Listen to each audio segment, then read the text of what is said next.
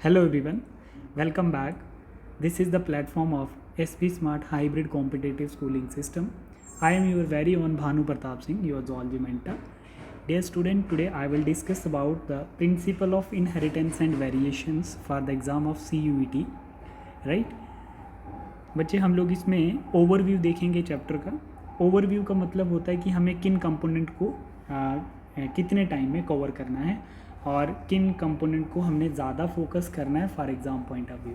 Right, इसमें हम लोगों ने 9 कंपोनेंट में डिस्ट्रीब्यूट किया है इस चैप्टर को।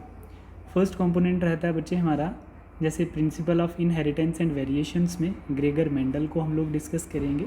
ठीक है बच्चे, ग्रेगर मेंडल के बाद हम लोग इसमें नेक्स्ट पॉइंट देखेंगे कि नेक्स्ट पॉइंट में क्या बताया है। जैसे नॉन मेंडेलियन इनहेरिटेंस डिस्कस करेंगे इसमें हम लोग। नॉन मेंडेलियन इनहेरिटेंस के बाद हम लोग इसमें देखेंगे नेक्स्ट टॉपिक जो हमारे पास आता है which is chromosomal theory of inheritance. Chromosomal theory of inheritance के बाद हमारे पास जो टॉपिक आता है सेक्स डिटर्मिनेशन देखेंगे, और सेक्स डिटर्मिनेशंस के बाद हमारे पास जो नेक्स्ट टॉपिक आता है इसका, तो हम लोग उसमें देखेंगे म्यूटेशन, और म्यूटेशन के बाद हम लोग पेडिग्री एनालिसिस देखेंगे, और लेटर हम लोग क्या देखेंगे बच्चे, जेनेटिक डिसऑर्डर। तो आप लोग देख सकते हैं यहाँ पर हमने कितने कंपोनेंट को कवर करना है, ग्रेगर मेंडल्स।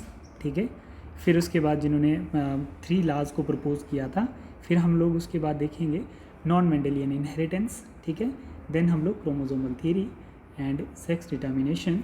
ठीक है, देन 5th हमारे पास म्यूटेशन आएगा, 6 हमारे पास pedigree analysis, and 7 that is genetic disorder. तो सबसे पहले हमने इस चैप्टर को 7 कंपोनेंट में डिवाइड किया है, और एक एक कंपोनेंट को हम लोग एलैबोरेट करके देखते हैं with the help of tabulated form.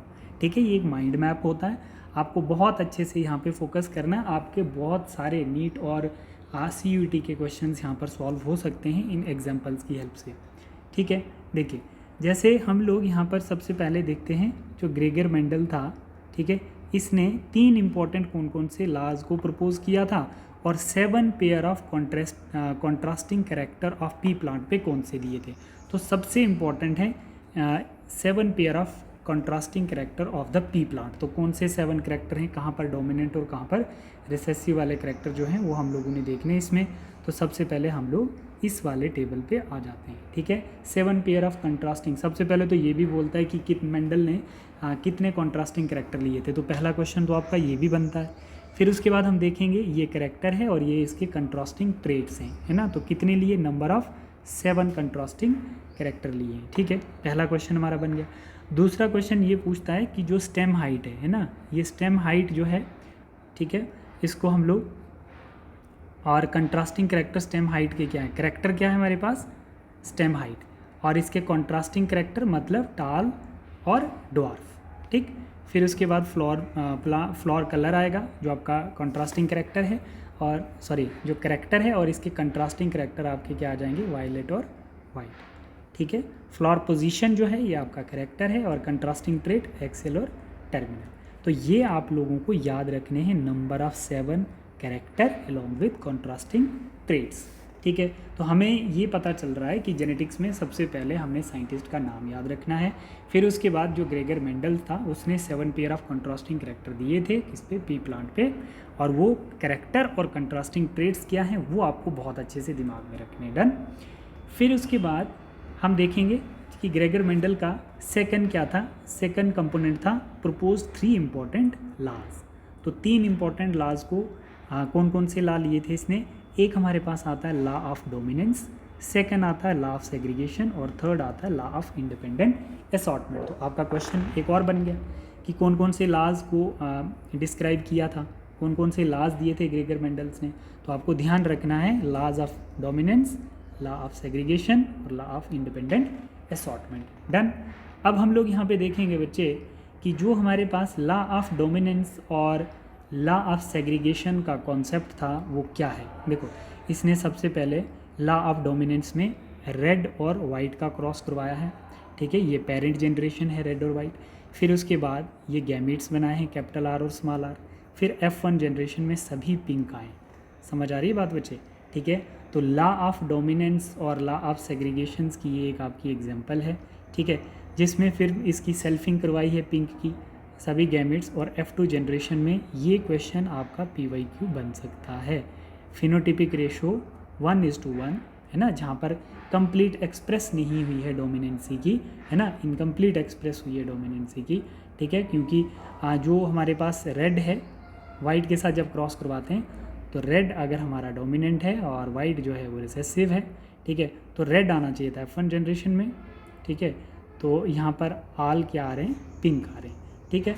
तो इससे हमें क्या हो रहा है बच्चे, इससे हमें क्या हो रहा है कि जो फिनोटिपिक रेशो है वो हमारी रेड, पिंक और वाइट आई है, और जीनोटिपिक रेशो भी हमारी 1:2:1 आई।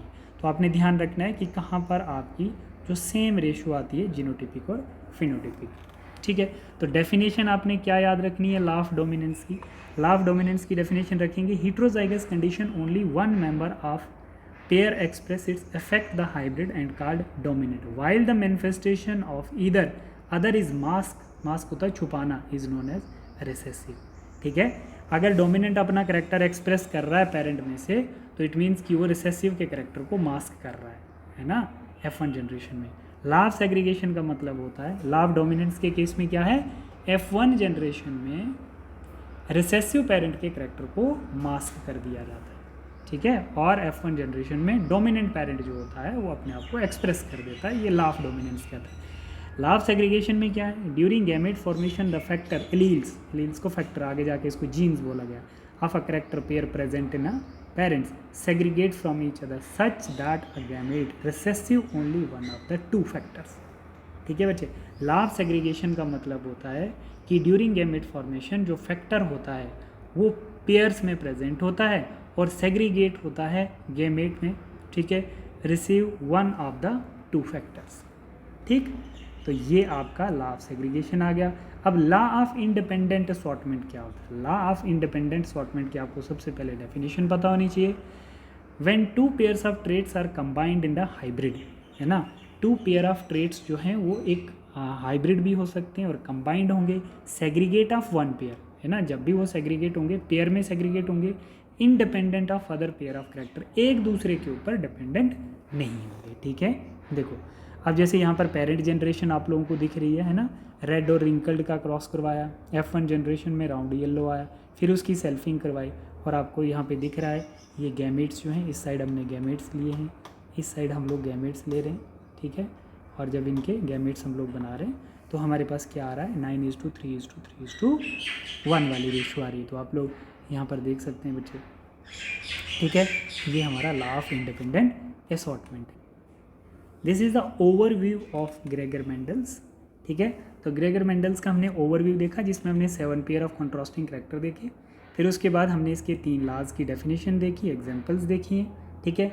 अब हम लोग आते हैं बच्चे नॉन मेंडेलियन इनहेरिटेंस पे, ठीक है। नॉन मेंडेलियन इनहेरिटेंस पे आने से पहले हम इसके थोड़े से नोट्स भी देख लेते हैं बच्चे, है ना, जो शॉर्ट नोट्स हैं ग्रेगर मेंडल्स के, हमें इनमें क्या क्या फोकस करना है, ठीक है बच्चे।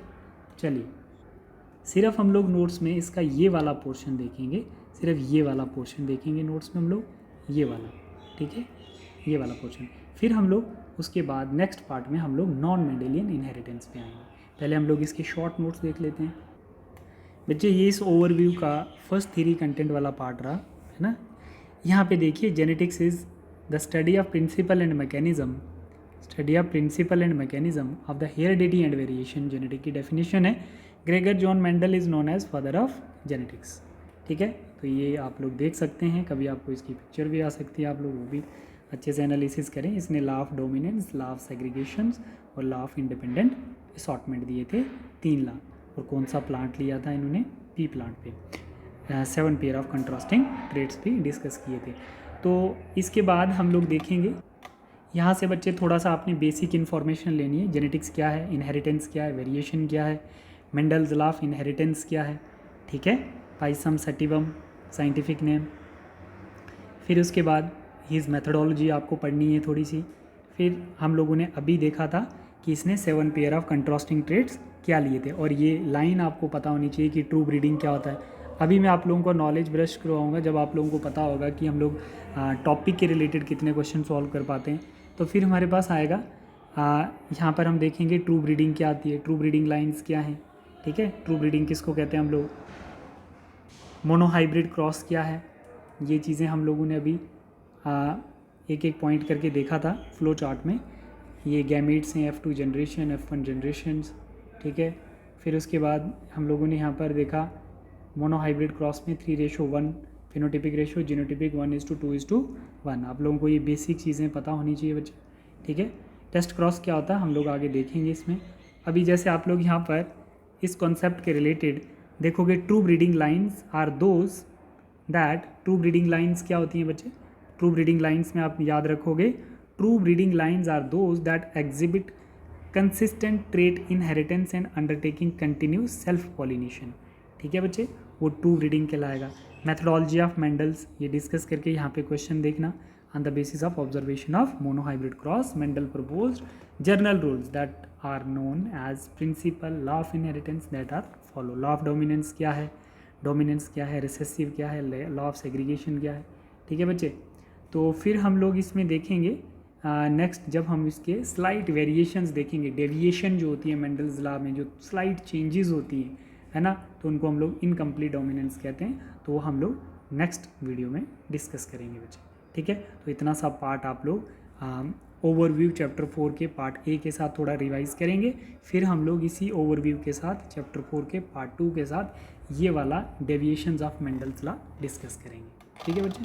Thank you.